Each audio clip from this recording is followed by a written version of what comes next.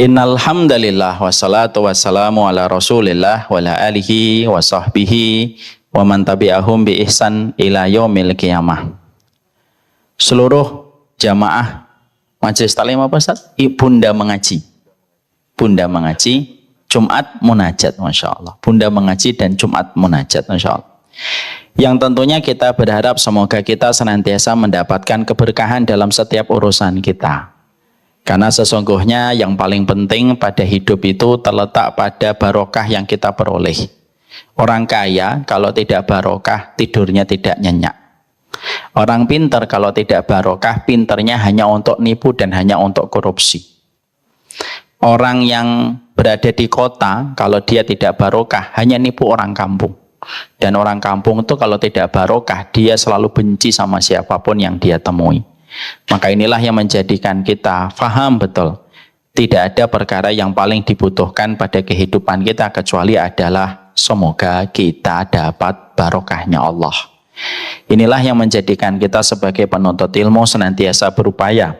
Semoga Allah memberikan keberkahan pada setiap urusan kita.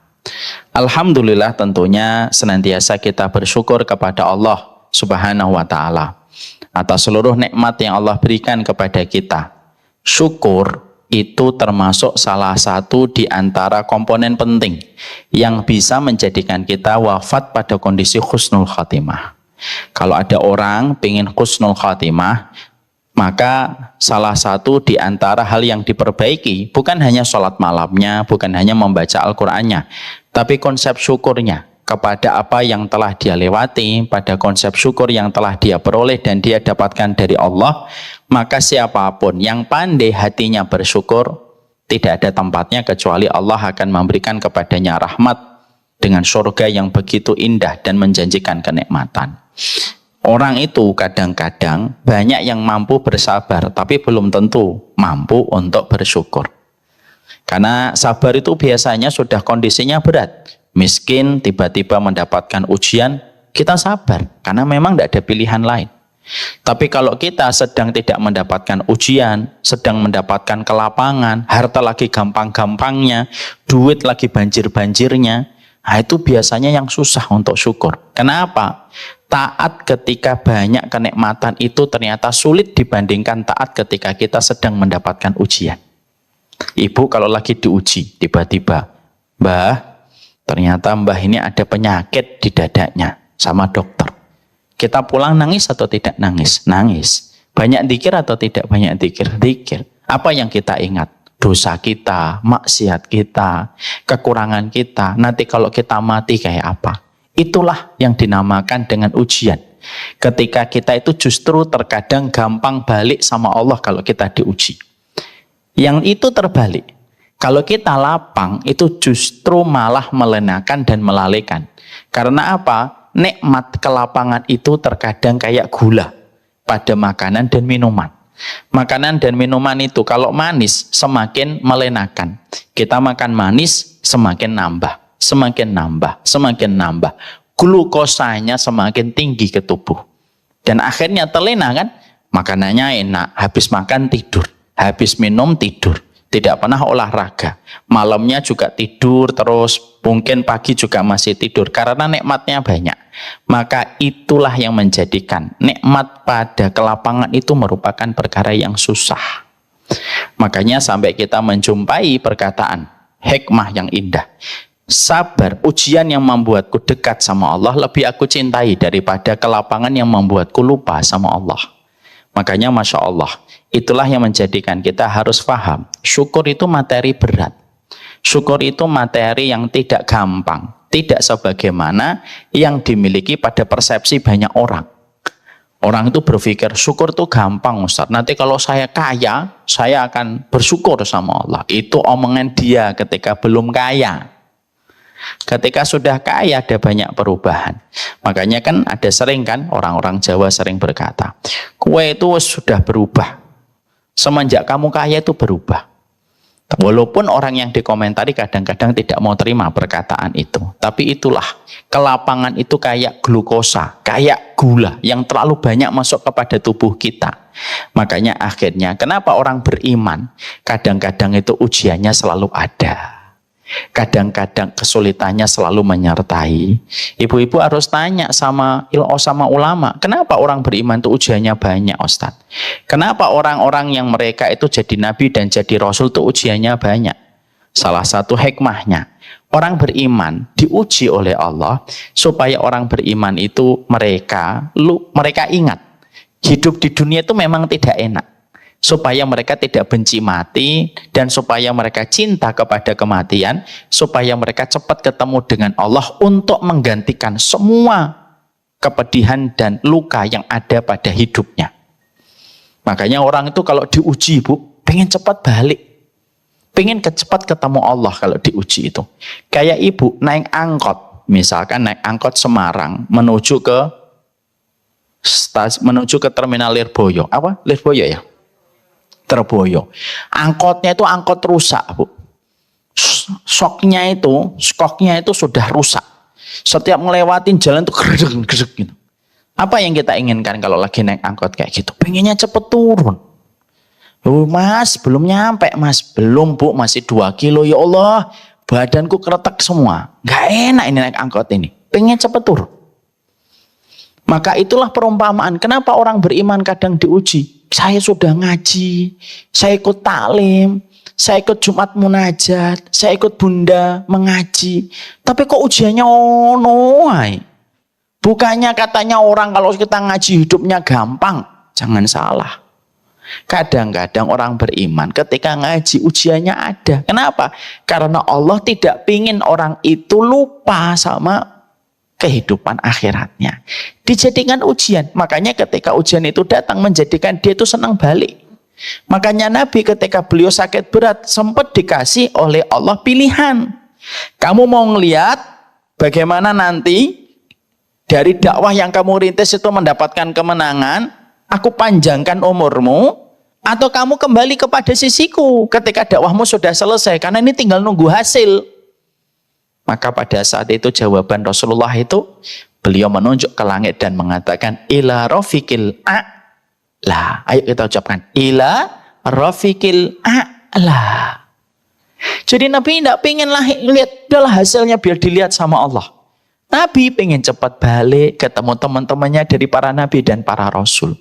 Padahal Nabi kalau minta sama Allah, beliau bisa minta supaya beliau bisa ngelihat kemenangan demi kemenangan. Bisa ngelihat Persia jatuh, bisa ngelihat Romawi jatuh, yang pada saat itu menjadi musuh besarnya kaum muslimin. Tapi Nabi tidak pengen ngelihat, Nabi pengen cepat balik, karena ujian Nabi sudah bertubi-tubi sepanjang hidupnya. Lah itulah yang menjadikan kita paham, syukur itu penting. Walaupun terkadang kalau kita syukur suka lupa ketika banyak nikmat. Makanya kalau sedang diuji oleh Allah, ingat, Allah menguji kita bukan karena Allah itu benci sama kita. Tapi kalau Allah sedang menguji kita, karena Allah itu pengen supaya kita tidak amnesia. Bahwasanya hidup kita bukan di sini, tapi hidup kita nanti di akhirat. Syukur. Syukur tidak menjanjikan kuantitas, syukur pasti memberikan kepada kita kualitas. Ibu-ibu harus syukur sama suaminya yang sudah lama menemani ibu. Walaupun suaminya menemukan berbagai macam kekurangan-kekurangan ibu, tetapi suaminya tetap pulang ke rumah. Walaupun terkadang kita belum tentu bisa menjadi bidadari yang selalu tersenyum untuknya. Bapak-bapak juga bersyukur, saya juga bersyukur bahwasanya kita mendapatkan istri yang istri kita itu sebenarnya tahu aibnya kita itu apa. Yang tahu aibnya Ustadz Akbar ya istrinya. Yang tahu aibnya saya ya istri saya. Tapi istri kita tetap tersenyum menyambut kita walaupun dia tahu kekurangan dan aibnya kita untuk memberikan kepada kita. Hidup itu dimulai dengan konsep bersyukur.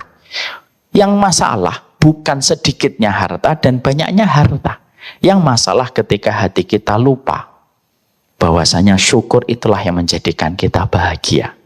Bukan bahagia yang menjadikan kita bersyukur, tapi bersyukurlah, pasti kita akan bahagia. Amin insyaallah. Kita tentunya pada kesempatan hari ini saya ingin ngobrol-ngobrol tentang masalah usia ibu. Karena saya melihat dari depan sampai belakang, ini kelihatannya usianya Masya Allah ini.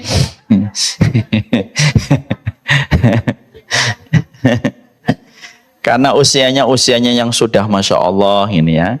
Mari kita bicara tentang usia. Kalau Ustadz Helmi sih masih kelihatan muda sekali, masih seger. Ustadz Helmi umurnya berapa? Loh, podo kali kok lagi sami ya, 43 ya. Putra pinten Ustadz? Oh 2, oh saya 8 Ustadz, Masya Allah. Ija menang aku. Aja macam-macam. Kalau selain Ustadz Helmi saya yakin ini usia-usia yang sudah di atas 50 tahun. Betul atau tidak Ibu? 60 tahun, Masya Allah. Tidak apa-apa. Umur itu tua sebentar di dunia. Nanti kalau kita sudah di surga, umur itu balik lagi ke usia 30. Selama masuk surga. Karena tidak ada orang yang masuk surga kecuali umur 30 sampai 35 dalam hadis riwayat Muslim.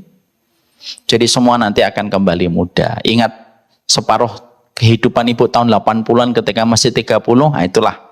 Itu kondisi ibu nanti kalau ibu ditakdirkan oleh Allah mendapatkan rahmat, menjumpai surga. Lah karena kita ingin bicara tentang masalah surga, maka sesungguhnya kita ingin bicara tentang masalah umur, tentunya kita paham. Sesungguhnya umur itu tidak penting. Berapa umur yang sedang sekarang kita jalani. Karena sesungguhnya umur yang kita miliki hari ini adalah bilangan doang. Dan itu hanyalah nominal saja. Saya teringat ada sebuah percakapan bagus sekali dari seorang ulama, Bu. Namanya Fudail bin Iyad. Fudail bin Iyad itu beliau kedatangan tamu. Tamunya itu orang tua. Lalu pada saat itu Fudail bin Iyad ngelihat keriputnya, ngelihat ubannya. Fudail bin Iyad itu berkata, tangklet sama tamunya. Kam umruk. Berapa umurmu mbah? Gitu kalau bahasanya Semarang.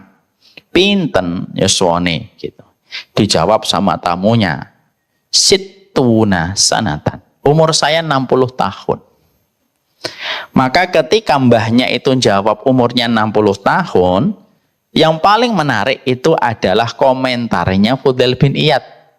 Fudail bin Iyad itu lalu berkata, wow, Masya Allah, mundu sittina sanatan, tasiru ilallahi wa yushiku antabluk.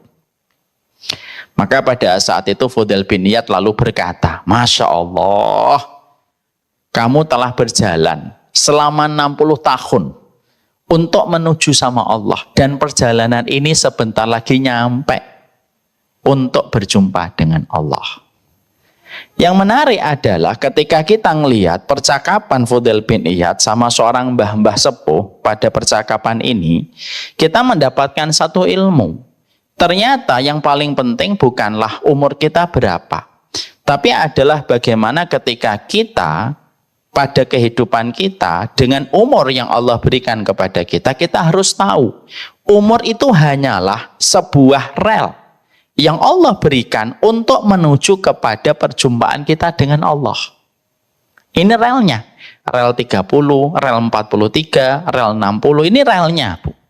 Dan ini menuju kepada Allah. Tidak terlalu menakutkan untuk kita berapa angka dari umur kita. Tapi yang paling kita khawatirkan adalah apa yang kita akan bawa ketika nanti berjumpa dengan Allah. Dan itu yang paling kita khawatirkan. Makanya inilah yang menjadikan kita akhirnya paham. Kita ini kadang-kadang harus memiliki sebuah ikhtiar. Ikhtiar kita adalah bagaimana merenungkan kembali umur kita. Dan merenungkan kembali apa yang akan kita bawa. Ketika perjalanan kita sudah semakin dekat dengan Allah. Karena umur 60 itu sudah dekat. Kalau ibu di sini ada yang mengatakan umur saya 60 Ustadz. Itu hitungan Masehi. Hitungan Hijriahnya 62. Kalau Ustadz Helmi tadi mengatakan 43, itu hitungan Masehi. Hitungan Hijriahnya beliau itu 45. Maka perjalanan ini sudah semakin dekat. Terlebih lagi ketika ibu-ibu sudah ngelewatin angka 40. Hati-hati, para ulama sudah memberikan kepada kita sebuah peringatan dan alarm. Kalau ada orang sudah ngelewatin angka 40, maka sebenarnya alarm ataupun lonceng kematian yang pertama sudah diperdengarkan oleh Allah. Dia dengar atau tidak dengar, sadar atau tidak sadar. Jadi kalau ada orang lewatin 40, Lonceng satu sudah diperdengarkan. Makanya akhirnya mulai tumbuh uban, keriput, mata sudah mulai nggak jelas. Dan itu tidak bisa direvisi. Tidak bisa diedit. Ya. Gula darah masih bisa dikoreksi. Ya, asam urat masih bisa dikoreksi. Umur tuh nggak bisa dikoreksi. Dan itu dimulai dari angka 40.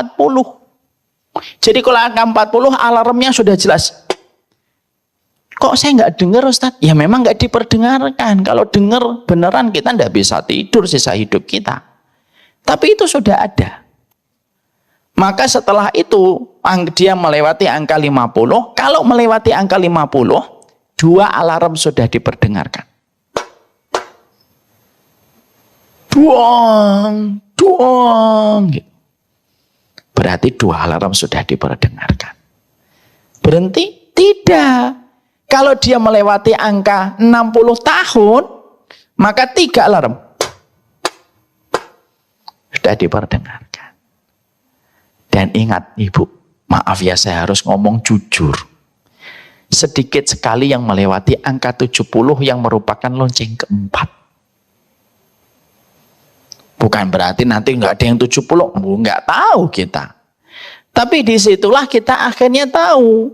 Oh berarti ketika kita pada kehidupan kita, sebenarnya kehidupan kita itu simple.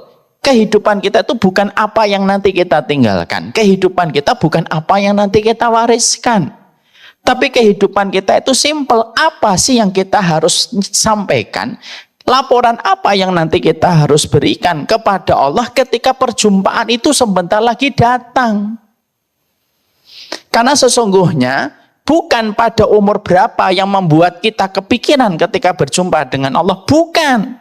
Tapi yang membuat kita terpikir itu nanti kalau saya jumpa dengan Allah, laporan-laporan apa yang saya harus sampaikan kepada Allah ketika perjumpaan itu pasti kita akan temukan ketika kita berjumpa dengan Allah. Lah inilah yang menjadikan kita kalau umur segini sudah tidak boleh lagi membicarakan apa yang kita dapat. Kalau umur sudah ngelewatin 40, para ulama itu ngomong makruh bicara tentang berapa harta yang sudah dikumpulkan. Nanti dilihat, para ulama salaf Ibu, para ulama dulu, mereka tidak mau bicara tentang uang dan nominal terlalu besar kalau sudah ngelewatin angka 40.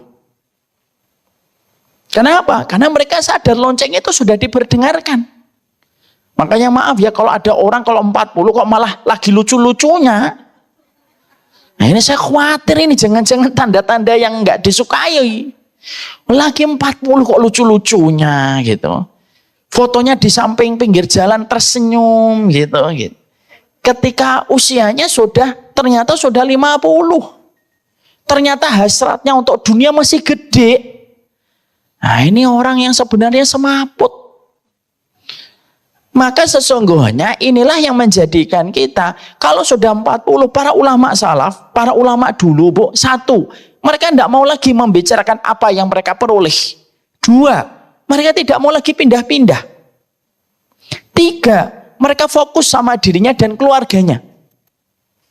Kenapa mereka semacam itu? Karena sesungguhnya angka 40 sudah membicarakan bukan apa yang kita dapatkan, tapi apa yang sejatinya kita bawa ketika perjumpaan kita dengan Allah itu tinggal menghitung waktu. Dan inilah yang menjadikan kita ketika kita mengetahui bahwasanya di depan saya ini adalah ratu-ratu yang sudah melewati angka 50, jelita, bukan jelita ini, jelang 50 tahun. Tapi adalah 10 berarti ya, jelang 60. Maka sesungguhnya apa yang harus kita persiapkan Ustadz? Apa bekal terbaik yang harus kita tinggalkan? Karena kita tidak lagi bicara apa yang kita dapat, tapi kita bicara apa yang kita bawa menuju kepada Allah supaya laporan-laporan yang nanti kita berikan kepada Allah sebagai pemilik kehidupan kita, laporan itu diterima. Karena apa? Bawahan itu, kalau mereka harus memberikan laporan, maka pasti dia gelisah sampai laporannya itu diterima. Dan kita pun sama, kita ini makhluknya Allah.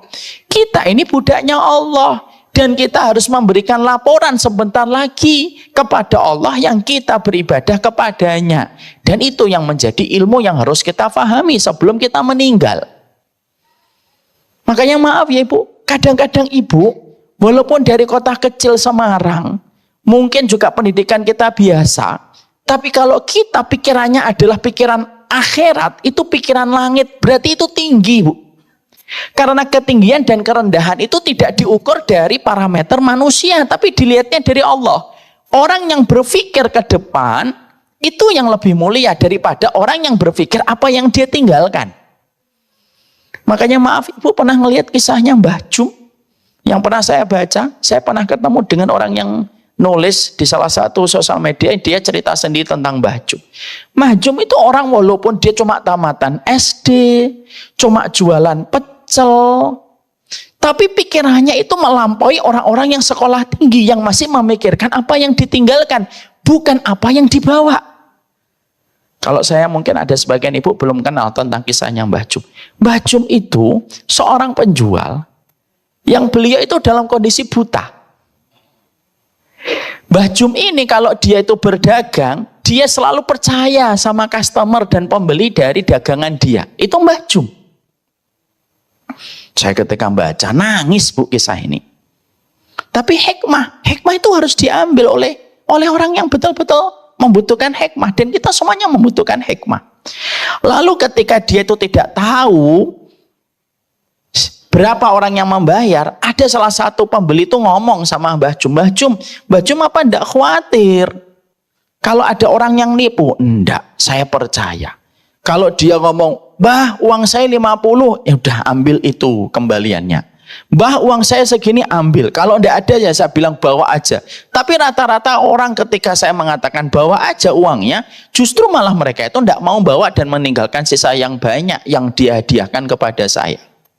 Makanya Mbah Jum itu Masya Allah, kadang-kadang ketika jualan pecel sehari bawa 200.000, kadang bawa 300.000, kadang-kadang cuma bawa 100.000. Kenapa kok berbeda-beda padahal dagangannya sama? Karena orang itu beda-beda ketika bayar. Yang menarik, kalau sudah selesai jualan, Mbah Jum itu lalu ngomong sama yang menjemputnya dari anaknya, "Nah, kita dagang hari ini dapat berapa?" "Angsal kali 100, Mbah." "Ya wis nek tok 200, sing 150 mampir ke masjid. Infak sama Allah. Karena aku ora butuh 200 dalam sehari. Saya itu butuhnya cuma 50.000. Dan saya tidak mau ngambil selain itu." Masya Allah Ibu. Dia dapat berapa? Berapa nang? Dapatnya 300.000 Mbah. Ya wes, sing 250 berikan ke masjid. Mbah cuma butuh 50.000. Dan itu dilakukan beliau. Apa yang kita ambil dari kisahnya Mbah Jum? Mungkin tamatan SD. Mungkin tidak dikenal, tidak sebagaimana Krisdayanti ataupun nama-nama orang terkenal.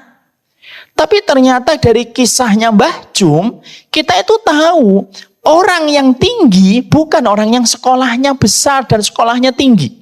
Orang yang tinggi bukan orang kaya raya dan ketika dia menjadi anggota DPR. Orang yang tinggi bukan ketika dia punya rumah mewah sekali. Bukan. Tapi orang yang tinggi itu adalah orang yang mereka berjalan pada kehidupan di dunia, tapi hatinya, otaknya, akalnya, jiwanya nyantel sama akhirat. Itu orang yang tinggi. Dan itu kita belajar dari Mbah Jum. Saya ngambil contoh Mbah Jum karena ini paling dekat dengan kulturnya kita, Bu. Sama-sama orang Jawa. Dan saya saja, orang yang LC ketika baca kisahnya Mbah Jum, LC aja belum mampu kita sebagaimana yang dipraktekkan sama Mbah Jum. Begitu sederhana beliau memandang urusannya dan dia selalu mengatakan sama keluarganya yang menjemput dia, "Sisakan 50 aja, Nang. Karena sesungguhnya aku tidak butuh apa-apa kecuali 50 untuk makan pagi sama makan sore. Selebihnya biar jadi bekalku nanti ketemu sama Gusti Allah." Dan itu dipraktekkan sama beliau. Sederhana betul. Itulah orang yang sebenarnya paham. Umur itu bukan membicarakan tentang apa yang nanti kita tinggalkan. Tapi umur itu sebenarnya membicarakan apa sih sebenarnya yang akan kita bawa ketika kita memberi laporan kepada Gusti Allah. Karena itu yang terkadang kita lupa. Kadang-kadang kita di umur begini, yang kita bicarakan, nanti saya ninggalin apa yang untuk anak-anakku gitu. Padahal kita harus yakin anak-anak kita sebenarnya sudah punya rezeki sendiri. Berapa banyak ibu-ibu bangun rumah yang besar. Tapi ketika meninggal dunia, anak-anaknya tidak ada yang bertempat tinggal di rumah itu. Banyak atau tidak banyak? Banyak. Karena ternyata rezeki anaknya di Kalimantan, rezeki anaknya di Bandung, ternyata rezeki anaknya di Bekasi. Ujung-ujungnya rumah besar yang dibangun oleh ibunya dengan niatan dipakai sama anak, justru nggak dipakai. Karena terkadang kita lupa rezekinya anak itu bukan kita yang ngatur. Tapi rezekinya anak itu Allah yang ngatur.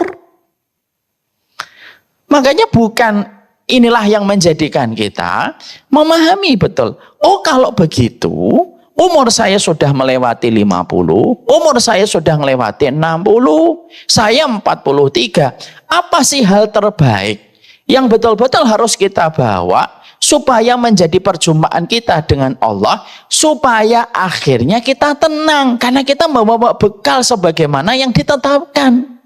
Ibu kalau umroh, ketika ngelewatin imigrasi, tapi ibu sudah punya paspor, sudah punya visa, tiket pesawat, kira-kira kalau kita ngelewatin imigrasi ketika akan menuju ke kota Mekah dan Madinah untuk umroh, tenang atau tidak tenang? Tenang. Kenapa? Oh ini paspornya, ini visanya, ini tiketnya. Coba Ibu mau berangkat umroh. Tinggal beberapa menit mau masuk ke imigrasi, tiba-tiba paspornya ketinggalan di kamar mandi. Lalu ternyata tiketnya juga diambil sama cucu dan ternyata dibawa pulang, dibuat kapal terbang. Bingung kita nyari sampai garuk-garuk. Maka selain kita bingung, kita pasti bingung nggak? Takut nggak ketika lewatin imigrasi? Ya takut. Imigrasi akan tanya, Mbah, mana? Siapa itu yang ketawa? Ini ketawanya jujur banget itu. Maka ditanya sama petugas imigrasi, Mbah, tiketnya pundi? Oh, digopo tuku Mas. Malah didadekno pesawat terbang. Gawa mulai. Lho Mbah pripun iki Mbah? Lah terus paspornya mana? Paspornya ketinggalan tadi jatuh di WC. Kira-kira bingung atau enggak bingung? Bingung. Teman-teman kita sudah lewat imigrasi, kita belum lewat. Ya atau tidak? Loh, kalau ngelewatin imigrasi aja, kita kalau tidak membawa, kita bingung baru ketemu petugas imigrasi yang sifatnya lebih mudah petugasnya itu daripada kita. Kita udah bingung, apalagi ketemu Allah. Ibu jalan, walaupun ibu-ibu ini kan senior, kalau naik motor, sen kiri, belok kanan. Tapi kalau ibu jalan, tiba-tiba ada pemeriksa polisi, tapi ibu tahu saya ada SIM, saya ada STNK, tenang atau tidak tenang? Tenang. Wonten napa Pak polisi? Butuh SIM-nya Bu. Ah wonten SIM itu. SIM sinten? Kula, suami kula, anak-anak kula tak gawa kabeh. Dan STNK, oh STNK wonten. STNK sing motor pundi? Motor abang, ijo, kuning, biru, partai to apa iki? Mobil kula kathah, tak gawa kabeh. Mergone sing jadi tokoh kuncen rumah kula nggih kula. Maka akhirnya kita ketemu polisi itu tenang atau tidak tenang? Tenang. Coba kalau ibu pemeriksaan polisi masih 2 kilometer, terus tiba-tiba ada orang yang bengok-bengok, Bah, ono pemeriksaan polisi, Bah. Lah ternyata kita tidak bawa apa-apa, STNK ketinggalan, SIM ketinggalan. Bingung kita. Bedain rem sama gas saja bingung jadinya. Ketika kita tidak banyak apa-apa. Kita mboten. Nah itu yang akhirnya kita itu sebenarnya dikasih contoh oleh Allah itu gampang-gampang. Jumpa dengan Allah itu pasti. Jangan usah takut, gak usah kita wah nanti kalau mati piye gitu. Lah selama SIM kamu lengkap, paspormu lengkap, visamu lengkap, wong ketemu sama Allah yang mencintai kita lebih daripada ibu kita, kok kita takut? Tapi selama bekal-bekal itu sudah disiapkan. Lah Allah ngasih kepada kita waktu. Nih loh aku kasih kamu waktu supaya kamu mempersiapkan sebelum jumpa dengan Allah. Dan itu yang seharusnya menjadi titik perhatian kita. Jadi tidak lagi ibu nanti, janganlah umur segini tuh nanti obyek sama setukaran gara-gara uang arisan gitu. Udah ditinggalkan itu. Janganlah umur segini tuh ya gara-gara tukaran, gara-gara tawar-menawar barang yang akhirnya nggak tuntas gitu. Sudah itu sudah bukan masalah kita kalau sudah umur segini. Lalu ketika kita sudah tahu, bukan lagi apa yang kita peroleh dan bukan lagi apa yang kita tinggalkan ketika umur kita segini.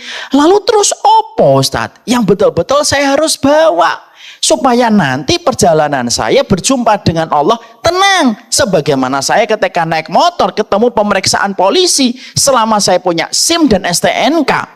Saya hadapi siapapun polisi itu dengan tersenyum. Ya atau tidak Bu? Ibu kalau lengkap pasti ketemu polisi itu senyum gitu. Hehehe gitu. Polisinya sempat bingung, kenapa Bu? Obatnya habis Bu kan gitu. Ya karena saking tenangnya. Ya. Makanya maaf ya Bu, Ibu kan kadang-kadang ada yang tanya, Ustadz ada yang meninggal senyum Ustadz, kok iso? Lu mati kok sumeh? Lu gimana nggak sumeh Bu? Wong ketemu dengan sesuatu yang sudah dipersiapkan kok. Makanya kalau kita ngelihat orang meninggal dunia husnul khotimah, orangnya kalau meninggal kayak orang tidur atau orang ketakutan Bu? Kayak orang tidur. Kayak kita, ya Allah kayak orang turu, ini jangan-jangan belum meninggal ini. Kenapa kok dia tenang? Kenapa dia bisa sumeh? Kenapa bisa tersenyum? Ya karena dia sudah membawa bekal-bekal yang harusnya dia persiapkan. Dan itu yang terkadang kita lupa. Hidup itu simple kok. Mau jadi pemunya bisnis, mau jadi orang kaya atau miskin, Allah tidak minta itu. Yang Allah minta satu, bawa bekal. Yang ketika kamu ketemu bekal itu nanti kamu perlihatkan kepadaku. Ya Allah, ini majelis taklimku. Ini hasil karya yang aku niatkan karenamu. Ini Quran yang aku baca. Ini sedekah yang aku beri. Ini senyuman kepada orang yang pernah melukai diriku, tapi aku tetap tersenyum karena ingat dengan keutamaan memberi maaf. Itu yang harusnya menjadi sebuah bekal kita. Jadi kita sebelum kita bahas materi-materi apa yang akan kita persiapkan, kita sepakat ya Bu, umur kalau sudah di atas 40 tidak lagi membicarakan apa yang kita tinggalkan. Yakin di situ nggih? Jadi kalau ada di antara ibu-ibu sedih gitu, kenapa Mbah sedih? Aku rasa ninggalno warisan untuk anak cucuku. Nggak usah sedih, anak cucunya bisa jadi lebih kaya daripada pemilik pabrik rokok nanti. Kan kita nggak tahu. Kita juga sepakat kalau sudah melewati angka 40, kita sepakat tidak lagi bertengkar pada urusan-urusan yang sifatnya duniawi. Hanya urusan masalah tawar-menawar. Hanya urusan karena urusan arisan. Jangan bertengkar. Karena apa? Oh, namanya teman, sahabat kita, tonggo kita itu yang nyolatin kita. Masuk goro-goro uang 10.000, akhirnya dia nggak mau nyoletin kita. Kan yang rugi kita juga. Tapi ya jangan sombong. Saya nggak disolatkan, dia juga nggak apa-apa. Jangan gitu. Sukanya ibu-ibu kalau sudah emosional itu Masya Allah gitu. Sampai omongannya nggak dipikir gitu. Aku udah disolatin, dia ora paten. Jangan gitu. Kalau kita meninggal dunia itu kita tetap butuh doa Bu. Kalau kita bisa dapat banyak doa, kenapa sih kita harus mengurangi doa? Ya kan, kalau bisa kita ngumpulin banyak doa. Doa yang tidak usah dibayar. Doa yang mereka langsung ucapkan ketika kita meninggal dunia. Jangan sampai kita tidak mendapatkan doa dan justru mendapatkan tasyakuran dari orang matinya kita. Inna lillahi wa inna ilaihi roji'un, telah meninggal Mbah Parjo umur 63. Tetangga-tetangga yang dengar alhamdulillah mati akhirnya. Iki mbahnya kurang apa hidupnya sampai akhirnya disyukurin kematiannya. Jangan gitu. Ya, jadi akhirnya simpel. Gampang. Hidup itu simpel, jangan dibuat berat. Ustadz, saya harus terkenal. Nggak usah. Ustadz, anak saya harus jadi dokter. Nggak apa-apa kalau hari ini memang anak ibu tidak bisa jadi dokter.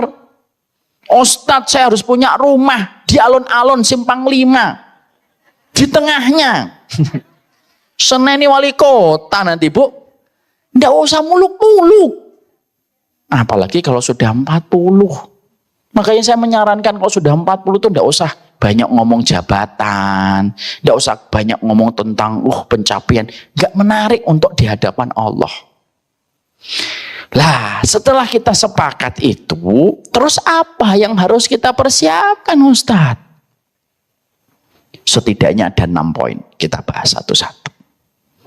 6 poin ini kita bahas sampai Isya nanti insya Allah. Enggak lah, namanya juga bukan kan obrolan. Yang sepindah. Nomor setunggal, Masya Allah, saya masih bisa keroinggal. Maka yang pertama, yang harus kita persiapkan, ketika kita nanti menuju kepada Allah, kalau umur kita sudah 40, apa yang betul-betul harus kita persiapkan? Para ulama mengatakan dan sanjang kepada kita semuanya. Husnudon sama Allah terhadap apapun yang pernah kita dapatkan pada hidup dan ridho. Husnudon dan ridho. Ya. Jadi kalau kita betul-betul sudah ngelewatin 40, husnudon sama Allah. Ridho sama apapun yang pernah kita lewati. Ustadz, saya pernah didolimi sama orang. Padahal menurut saya ini sudah ngaji, tapi masih banyak orang dolimin saya. Ridho. Biasalah kalau kita ingat kejadian-kejadian yang gak enak, Bu. Kata para ulama, dzikir dengan sebuah dzikir yang menggambarkan keridhaan. Raditu billahi robba. Wabil islami dina wabi Muhammadin nabiyya wa rasulah.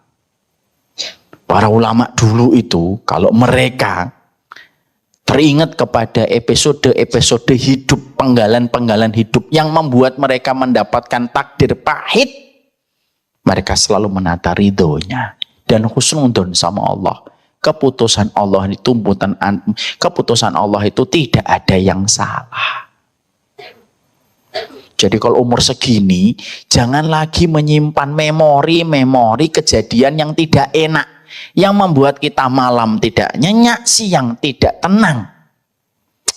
Ya Allah, kok saya suaminya dia yang jangan. Ridho.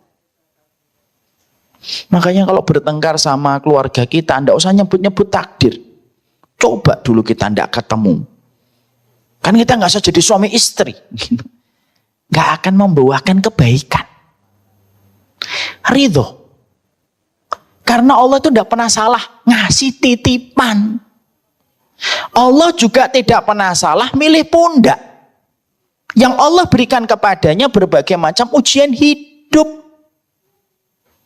Kalau kita sudah ngelewatin ujian hidup, kok hati kita masih merengsulo, hati kita kok masih marah, dan kalau mengingat itu kita masih suka mencaci dan mencela takdir itu, saya khawatir Allah tidak suka ketemu dengan kita, sebagaimana kita tidak suka terhadap pemberian takdir yang Allah berikan untuk kita. Makanya baginda Nabi Shallallahu Alaihi Wasallam, Sallu ala Nabi. Makanya akhirnya kita mendapati Nabi itu sanjang di dalam sabdanya, la yamutunna ahadukum illa wa huwa yuhsinu dzanna billah. Jangan sekali-kali kamu mati kecuali kamu itu berprasangka yang baik sama Allah. Sampai pada hari kamu ditakdirkan mati, kamu harus memiliki sebuah pemikiran yang positif. Semuanya yang ditakdirkan Allah dalam hidup saya itu baik. Saya itu, Bu, nih saya cerita sedikit, punya bapak ibu. Bapak saya kelahiran 38. Ibu saya kelahiran 48. punya anak yang pertama cerebral palsy. Namanya Mas Yusar.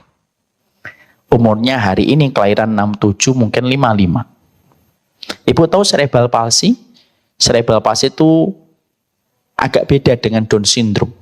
Kalau Down syndrome itu face-nya itu unik, kelihatan gitu. Kalau cerebral palsy itu kayak anak-anak. Kalau walaupun umurnya kakak saya 55, Ibu. Kakak saya itu nggak bisa kayak orang dewasa. Beliau akalnya kayak anak di bawah 3 tahun. Ngancingin baju nggak bisa. Wawi, cawe istinja nggak bisa. Ya memang harus ditemenin seumur hidup itu, Bu. Kakak yang kedua saya sama, Bu, lahir. Ibu tahu nggak? Ketika pas lahir, bapak itu lemes. Lahir. Kakak saya nggak nangis, Bu. Sampai sekitar 15 menit, maaf, ditepuk-tepuk. Setelah 15 menit baru nangis. Bapak itu loh pada saat itu cerita, pas lahiran Mas Munang, Mas Murah nangis. Bapak sudah lemes pikiran. Dan ternyata sampai 15 menit baru nangis. Kakak saya pertama, Bu, baru bisa jalan, umur 10 tahun baru bisa jalan. Dan jalannya kayak anak umur 3 tahun. Jalannya pelan-pelan. Sampai sekarang, Bu. Kalau nanti jalan, lantainya sudah berbeda warna, dia sudah kayak ketakutan gitu. Ngelangkahnya itu sampai hati-hati. Itu kakak saya. Kakak saya 10 tahun, ibu saya mengandung. Qadarullah yang kedua, sama, Bu. Lahir, nggak nangis. Tepuk-tepuk sama bapak. Udah lemas, Bapak. Baru nangis setelah setengah jam baru nangis, Bu. Masya Allah. Padahal kan refleksnya anak kalau lahir, nangis. Masya Allah. Itu dijalani bapak dan ibu selama puluhan tahun. Bapak ini sampai katanya, saya tuh jual banyak tanah, Nak, untuk ngobatin masmu dan mbakmu. Saya bawa ke Surabaya. Saya dulu sekolahin SLB di Semarang, Bu. Saya lupa SLB-nya apa. Jadi bapak itu setiap hari gendong Mbak Risma SLB di Semarang. Belum lagi apa yang paling berat, diomongin orang. Iku salah yopo sampai dadi duwe anak kaya ngono. Padahal mereka yang komentar itu lupa. Yang ngatur segala kejadian itu hanyalah Allah. Makanya ketika bapak saya dalam kondisi baru keluar dari ICU, ketika masih sakit berat, saya itu enggak ngomong macam-macam. Omongan saya apa? Pak, sing ridho nggih kalih Allah. Yo nang, Allah ndak pernah salah. Makanya bapak itu ketika pas mau meninggal, selalu yang disebut nama kedua kakak saya. Piye yo nang nek aku meninggal, masmu sama mbakmu. Dah apa-apa, saya yang urus, Pak. Insya Allah bapak sehat, insya Allah. Tapi selalu saya sampaikan, sampai akhirnya beliau meninggal dunia. Tidak ada yang paling sering saya sampaikan. Kecuali adalah husnudon sama Allah. Bapak orang yang baik dan harus ridho sama Allah. Hidup kadang-kadang itu mempertemukan kita dengan sesuatu yang tidak pernah kita bayangkan. Jadi tambutan, Bu. Ada orang hidup sehat, tiba-tiba punya penyakit. Ada orang yang tidak sehat hidupnya, tapi malah sehat. Dia tidak punya penyakit. Ya Allah, saya ngatur. Makanya penting, salah satu amalan terbaik itu apa? Ridho sama Allah. Dan kita harus ngucap, ya Allah saya ridho. Makanya ibu pernah ngelihat satu sahabat besar, namanya Sa'ad bin Abi Waqqas. Sa'ad bin Abi Waqqas itu penghuni surga. Sa'ad bin Abi Waqqas itu penghuni surga. 10 sahabat yang dijamin surga. Loh, Sa'ad bin Abi Waqqas itu, Bu, diuji oleh Allah. Padahal Sa'ad bin Abi Waqqas itu penghuni surga. Yang mengabarkan itu baginda Nabi SAW. Dan sesungguhnya Sa'ad bin Abi Waqqas itu merupakan sahabat yang paling mustajab nek donga. Jadi kalau Sa'ad bin Abi Waqqas itu kalau udah ngangkat tangan berdoa, Sebelum tangannya turun, udah dikabulkan sama Allah, Bu. Kalau ibu-ibu dan saya kan, naik turun, nggak dikabulkan. Lu Sa'ad bin Abi Waqqas itu kalau sudah danga, tangannya sudah ngangkat, lu sebelum turun tuh dikabulkan, Bu. Makanya rumahnya rame dari para sahabat yang sering mendatangi Sa'ad bin Abi Waqqas. Seluruh sahabat Ibnu Abbas, Ibnu Umar semuanya tahu pemilik doa mustajab di antara 140 ribu sahabat itu Sa'ad bin Abi Waqqas. Coba, Bu. Walinya Allah itu. Tapi ibu tahu, dia ketika melewati angka 55 tahun sampai 60 tahun diuji oleh Allah. Ujiannya apa? Matanya buta. Padahal kekasihnya Allah, walinya Allah, yang mana kalau doa tidak pernah ditolak sama Allah. Coba, Bu. Saya membayangkan doa kalau nggak pernah ditolak itu terus piye. Mungkin jadinya kalau kita yang dikasih jadi sombong banget itu mungkin. Nggak ngaji, Mbak. Oh, doa saya mustajab. Lapo ngaji kan gitu. Lu Sa'ad bin Abi Waqqas itu mustajab. Semua orang yang didoakan itu dikabulkan oleh Allah. Coba, Bu. Tapi ketika beliau menjelang 60 tahun, beliau buta. Dan ketika beliau buta, beliau tidak pernah doa untuk kesembuhan matanya. Coba. Apa enggak puyeng kepala kita? Lu sampai keponakannya datang. Sanjang kalih li'e. Le, kalau bahasa Jawanya, lu kowe niku duwe doa yang paling mustajab. Mbok donga supaya penglihatanmu dikembalikan sama Allah. Pasti dikabulkan oleh Allah. Tidak ada ceritanya doamu nggak dikabulkan sama Allah. Kita mboten, Bu. Kalau kita kalau bisa ya Allah sembuh, bahkan lebih tajam daripada anak SMP kan gitu. Lah seorang Sa'ad bin Abi Waqqas ketika ditegur, disentil sama keponakannya, lalu mengatakan, Pak Le, mbok donga, minta sama Allah supaya sembuh. Perhatikan jawaban dari Sa'ad bin Abi Waqqas. Nang, aku lebih ridho dikasih sama Allah takdir buta, dan itu takdir pertama yang Allah berikan kepadaku, daripada aku berdoa dan meminta takdir itu untuk diganti. Aku lebih ridho takdir yang pertama yang ditetapkan oleh Allah, dan ketetapan Allah pasti ada banyak kebaikan, daripada aku berdoa dan nanti takdir itu dirubah. Coba. Nggak main-main itu, Bu. Itu namanya orang ridho. Kalau orang ridho kan di apa-apa itu kan yaudah seneng, namanya ridho. Istri tuh kalau ridho sama suami ngomongnya apa? Mas, sepiring berdua selama berada di sisimu, Masya Allah aku terima, Mas. Itu ridho. Ya kan? Namanya juga ridho. Tapi orang yang namanya ridho belum tentu ridho. Makanya akhirnya yang pertama yang harus ibu bawa, karena nanti ketemu sama Allah, yang dibawa karena ini penting. Rasulullah sampai mengatakan tadi, la yamutanna ahadukum. Ini hadis, Bu. Saking istimewanya hadis ini. Hadis ini diucapkan oleh baginda Nabi 3 hari sebelum beliau wafat. Berarti hari apa? Hari Jumat malam. Nabi sampai ketika pas sakit, sempat-sempatnya mengucapkan hadis ini. Saking pentingnya hadis ini. Jadi kita ini, sebelum jumpa dengan Allah, katakan sama diri kita di hadapan Allah, ya Allah, saya ridho.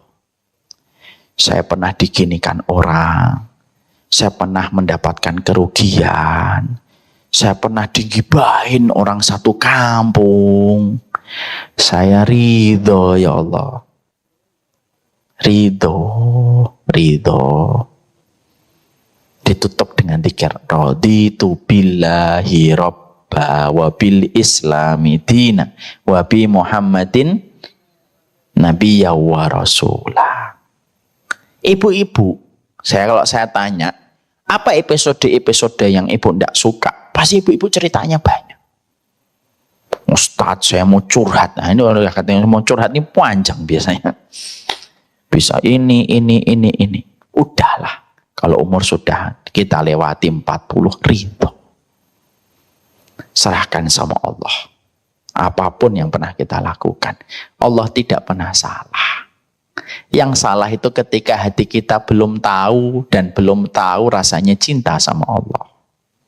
Kalau kita mau marah, kondisinya pun juga tidak akan pernah berubah kan? Makanya maaf ya, bapak ibu punya teman. Dulu sebagai dai di Pusroh, Pusat Rohani TNI. Tahu Pusroh ya? Temannya beliau diuji oleh Allah sama, Bu. Tapi packagingnya beda. Temannya bapak ini, anaknya tidak cerebral palsy. Kalau bapak kan 2 cerebral palsy. Yang ketiga saya, Bu. Makanya bapak ketika lahiran saya, jadi ketika sudah dapat anak 2 ini, bapak itu tirakatnya luar biasa. Makanya ketika lahir, bapak cerita, "Woi pas lahir nangismu buanter tenan," gitu. Seakan-akan kayak Allah itu gantiin dari 2 kakak yang tidak nangis, kata bapak. Lah bapak ini punya teman dai di Pusroh di Semarang. Saya tidak diceritain namanya, tapi bapak menceritakan ada sosok seorang dai Pusroh TNI Semarang. Dia diuji oleh Allah kurang lebihnya sama dengan ujian yang juga berat. Anak pertama buta. Anak yang kedua buta. Lemes itu orang tua. Setelah itu dia berharap nanti yang ketiga normal. Apalagi setelah itu anak yang ketiganya lebih duluan saya. Lahirnya itu beberapa bulan. Jadi sama-sama hamil. Ketika bapak saya namanya kan Mbah Faruk.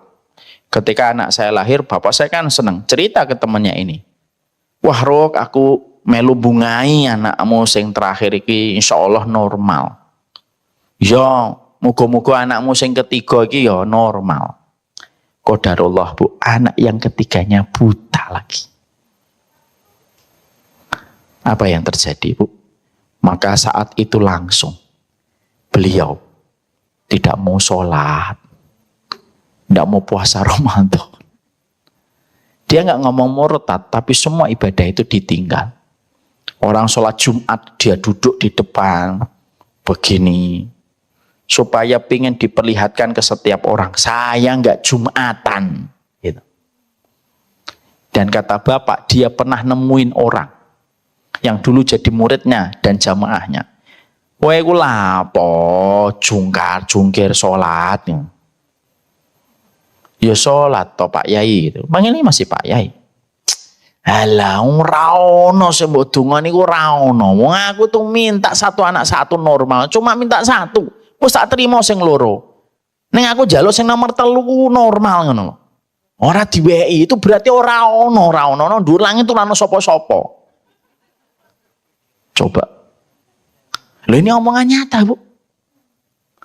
Ndur langit ora ono sapa-sapa. Dihapusi kowe gitu. Ngomongnya begitu. Lu sampai disadarkan sama bapak saya pelan-pelan gitu. "Halah ruk gitu. Kowe ora reti sing tak rasakno. Kowe ngomong tok. Aku ngrasakno dhewe." Ngomongnya gitu. Itu kata bapak. Udah ora usah ngomong. Nek kowe ora reti sing apa yang aku hadapi, ndak usah komen kowe. Digituin aja bapak terus diam. Dan beliau sampai gitu sampai meninggal dunia.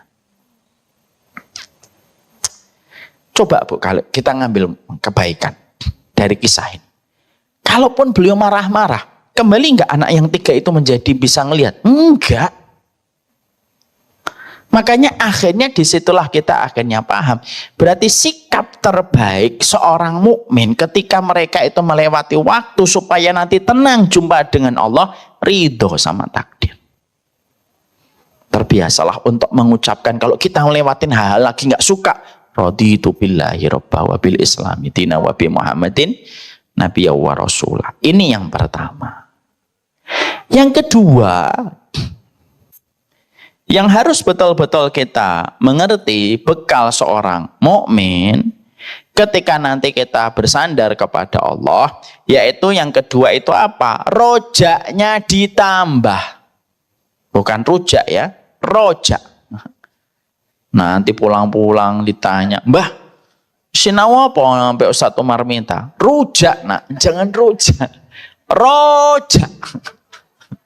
Ya. Rojak itu berharap. Bahwasanya ketika kita itu sudah ngelewatin umur kita, dosa kita banyak, tapi kita tetap ingat bahwasanya kita punya Allah yang ampunannya lebih besar daripada murkanya.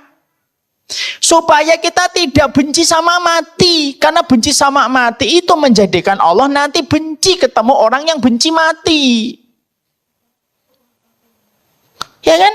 Faman ahabba liqa Allah, ahabba liqa'ah. Faman kariha liqa Allah, karihallahu liqa'ah. Lu siapapun yang senang ketemu Allah, Allah lebih senang ketemu dia. Tapi siapapun yang benci ketemu Allah, Allah lebih benci ketemu dia. Dan salah satu sebab orang itu benci mati, dia lupa. Allah itu rahmatnya gede, lebih gede daripada ampunannya, daripada murkanya. Sehingga kalau kita sudah tua kayak gini, yang kita ingat bukan sifat keras adabnya Allah. Kalau sudah 40, 50, yang harus kita ingat-ingat di hati dan iman kita itu apa? Ampunannya Allah itu gede, lebih besar daripada dosa kita. Kenapa kita harus mikir itu? Supaya kita tidak benci sama kematian. Jadi roja itu penting. Makanya ada sebuah hadis, ada sebuah riwayat, Bu. Ada seorang laki-laki disidang sama Allah. Lalu laki-laki itu harusnya mendapatkan neraka. Lalu orang itu berkata, hadalladzi hadza ma kuntu dhanantu bika. Orang itu lalu ngomong ketika akan dimasukkan ke neraka, bukan kayak gini yang aku prasangkakan pada dirimu ya Allah. Allah lalu nanya, apa? Wa mal dhannuka bi? Lu prasangka kamu apa kepada diriku? Ghafartani wa rahimtani. Engkau mengampuni saya dan merahmati saya. Setelah itu Allah langsung mengampuni, merahmatinya dan memasukkan dia ke surga. Tapi ingat ya, ini jangan dijadikan menjadi alat kita berbuat dosa. Ya, Mas, Mbah kok ngapusi Mbah? Iya, Allah Maha Pengampun.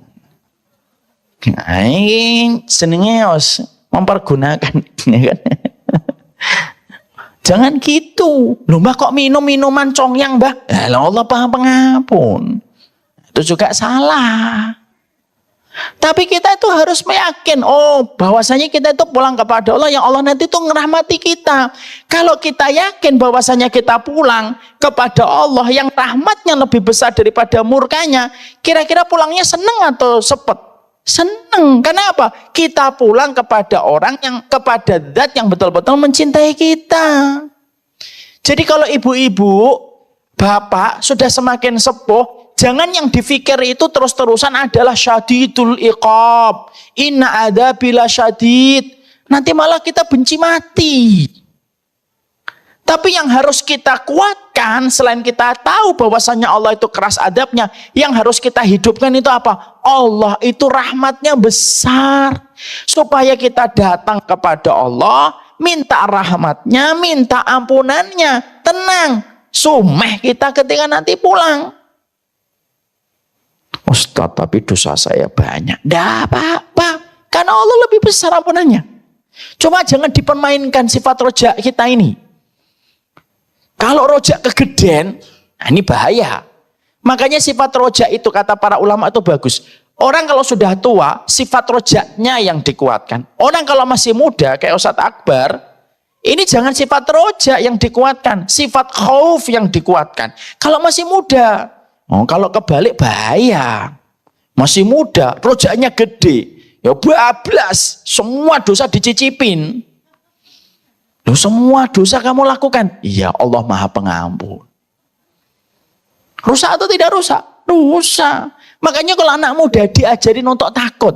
Orang tua jangan diajari takut, kata Syekh Utsaimin. Orang tua itu diajari roja. Jadi nanti kalau tiba-tiba ibu ingat, ya Allah dosa saya banyak gitu. Saya pernah bentak bojo. Saya pernah ngusir bojo. Lu ngono. Bojone kono. Lagi ngono omahku, ya wis aku sing lunga. Kadang-kadang ada suami istri kalau lagi bertengkar itu lupa tentang segala sesuatu. Ada suami istri bertengkar di mobil, Bu. Istrinya marah. Sudah pergi gitu. Suaminya ngomong, "Lah ini kan mobilku," katanya. Maka Masya Allah itulah yang menjadikan kita harus sifat rojaknya itu hidup. Jadi yang pertama husnudon dan ridho. Yang kedua itu apa? Rojak. Maka kita insya Allah diampuni oleh Allah. Makanya kalau ada orang ngomong gitu ya, nanti maaf ya, kalau ibu dapetin ada keluarganya meninggal dunia, tolong jangan diingat-ingat dosanya. Misal suaminya mau meninggal dunia, lagi berat-beratnya sakit. Rasa no dosamu akeh tenan. Jangan gitu Bu. Jadi kalau ada orang meninggal dunia, sunnahnya, tuntunannya dari baginda Nabi, kalau ada orang itu akan meninggal dunia sebelum sakaratul maut, yang diingat itu apa? Yang diingatkan untuknya, tidak apa-apa, Allah itu maha pengampun, kamu itu orang yang baik. Insya Allah dosamu diampuni oleh Allah. Yakin ya kalau diampuni sama Allah. Itu yang harus kita ingetin. Dan ini termasuk sunnah yang banyak orang tidak ngerti. Jadi orang itu kalau lagi dapetin orang tuanya, bapaknya, ibunya lagi sakit berat gitu, cuma nangis, jangan nangis toh. Tapi harus kita ingetin supaya bapak kita dan ibu kita itu tidak benci sama mati yang sebentar lagi dia akan datangi. Karena benci mati itu bahaya. Makanya kalau kita bapak akan meninggal dunia, saya ngomong ke bapak itu apa salah satu? Insya Allah bapak orang yang amanah, orang yang sabar, didik kami, tidak pernah bentak saya. Saya tuh seumur hidup tidak pernah dibentak bapak, Bu. Masya Allah. Itu yang harus kita ingatkan. Makanya nanti kalau ibu misalkan suaminya atau istrinya nanti meninggal dunia, jangan sebutkan dosanya walaupun ibu dan bapak itu tahu dosa-dosa dia. Dosa-dosanya dihilangkan dulu. Diingatkan kalau dia kembali sama Allah yang maha pengampun.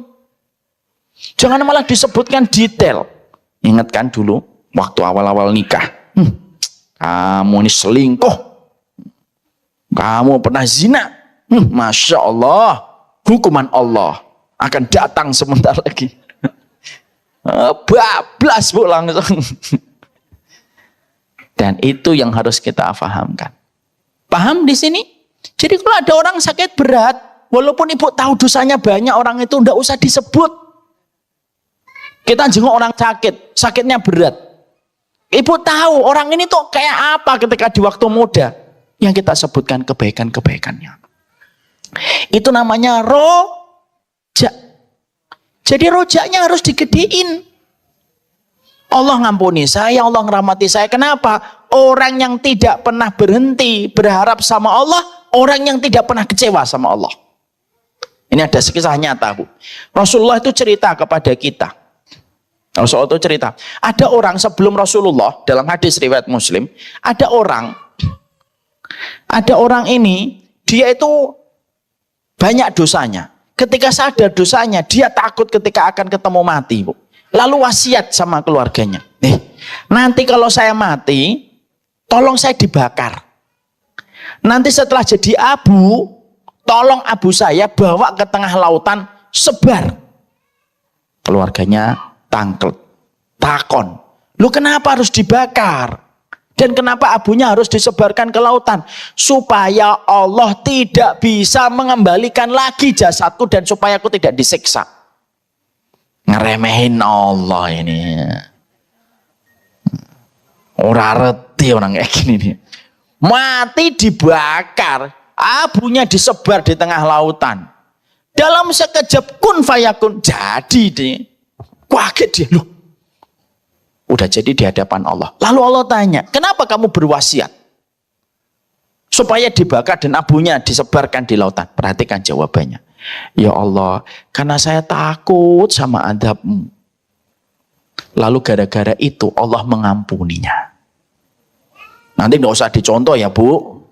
Wah saya pas ini dicontoh. Nanti kalau saya mati tolong saya dibakar. Ini contoh bukan untuk masalah kita yang dibakar. Contohnya adalah berharap sama Allah tuh nggak pernah kecewa.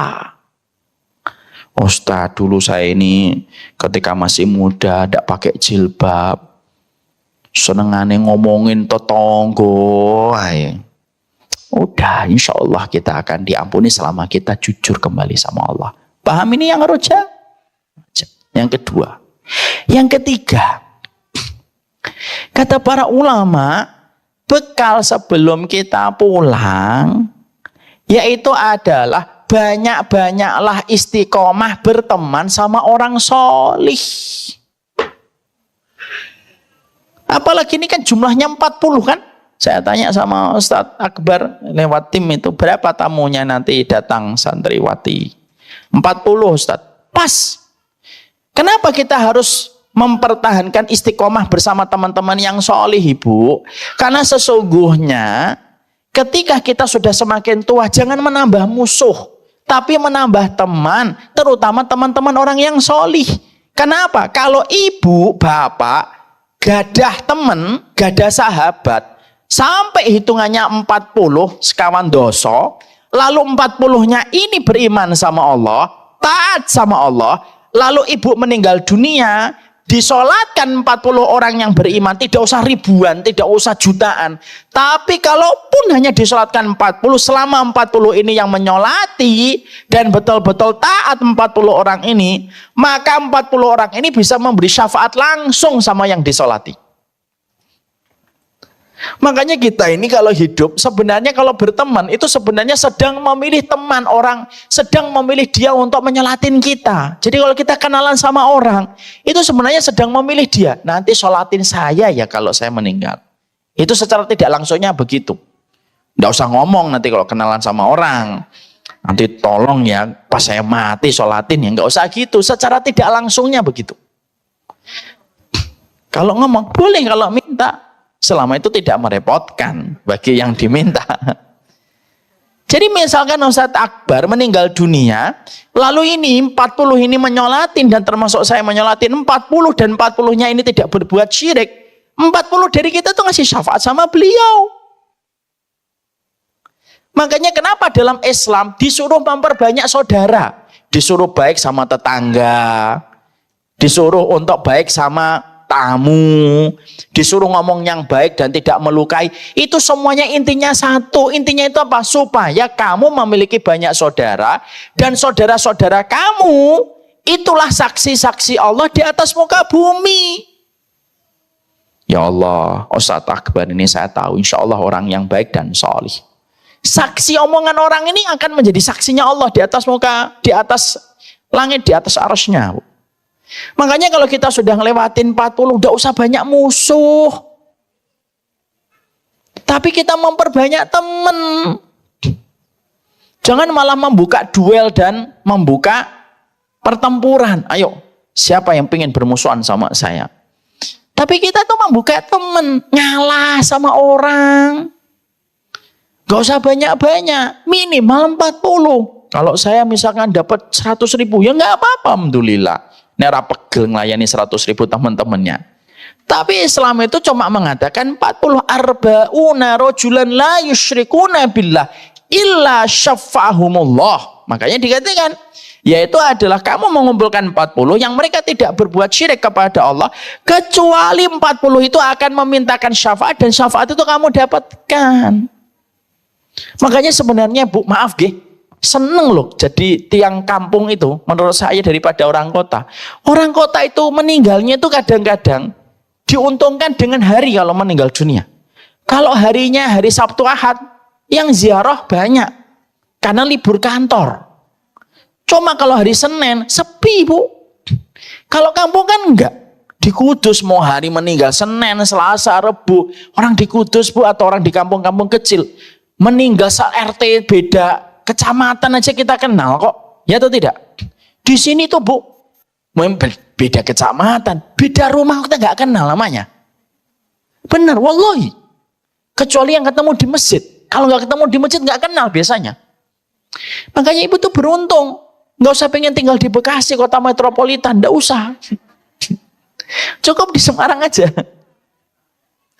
Karena sebenarnya yang nanti nyolatin ibu banyak. Makanya nanti ketika pulang kayak gini, ya sudah ngalah. Terus nanti ketika sudah pulang dari Al-Jabar, besok pulang ke rumah saling pelukan, minta maaf, saling merelakan, saling meridhoi. Supaya persaudaraan kita terjaga sampai salah satu di antara kita wafat dan menghadap kepada Allah. Dan itulah nikmatnya bersaudara. Jadi musibah kata para ulama, kafa bil ism, cukuplah orang itu berdosa Kalau sudah ngelewatin 40 masih punya musuh. Kecuali yang memusuhi kita karena kebenaran itu beda perkara. Ya. Jadi cukuplah orang itu berdosa, kata para ulama. Kalau dia ngelewatin angka 40, dia masih memiliki banyak musuh. Itu yang menjadikan kita akhirnya apa? Maafkan. Jadi 3 perkara itulah yang harusnya kita pegang. Kan 6 Ustaz. Iya, saya sampaikan 3 aja. Supaya ibu-ibu kapan-kapan datang lagi membahas 3 sisanya. Oh, saya Ustaz, ya terserah saya. Tidak setiap ilmu harus disampaikan semuanya. Jadi di sini kita akhirnya paham. Senang sekali kalau kita ini akhirnya semacam ini. Dan saya sangat bungah sekali pada pertemuan siang ini, ibu-ibu datang dari tempat yang jauh. Saya tidak bisa membalas apapun kecuali adalah doa yang selalu saya panjatkan kepada Allah. Berkah seluruh urusannya, ringan catatan dosa dan berat catatan kebaikannya. Dan semoga Allah memberikan kita husnul khatimah. Semoga Allah pertemukan kita dengan bapak ibu kita, mbah-mbah kita, mbah buyut kita, di tempat yang jauh lebih baik daripada tempat kita di dunia. Semoga Allah ampuni seluruh dosa-dosa kita, kemaksiatan kita, kekurangan kita, dan kebutuhan-kebutuhan kita yang menyebabkan kita sering bertikai, yang menyebabkan kita sering melanggar perintahnya Allah. Tetapi kita yakin Allah itu besar ampunannya daripada dosa yang kita kerjakan. Semoga keluarga-keluarga kita selalu sabar menerima kita dengan seluruh kekurangan kita. Sebagaimana kita memohon supaya kita diberikan kesabaran jauh lebih besar daripada kekurangan-kekurangan yang ada. Berkah untuk semua urusan ibu-ibu, kepada Ustazah, kepada Ustadz Akbar. Semoga ini menjadi sebuah tanda kebaikan di dunia dan di akhirat. Jangan bosan untuk terus mengunjungi orang-orang yang punya ilmu. Ibu datangi siapa lagi. Di situ ada banyak keberkahannya. Wassalamualaikum Muhammad. Ingat ya, saya baru menyampaikan 3. Apa yang pertama? Ridho. Ustaz Ilmi jangan jawab, nanti ikuti. Yang kedua apa? Roja. Roja cingur atau roja? Yang ketiga apa? Istiqomah berteman sama orang solih. Masya Allah. Hidup itu simple, sederhana. Yang suka menjadikan hidup itu ribet, ya kita sendiri sebenarnya. Jalan ke surga itu mudah bagi yang paham. Semoga Allah merahmati.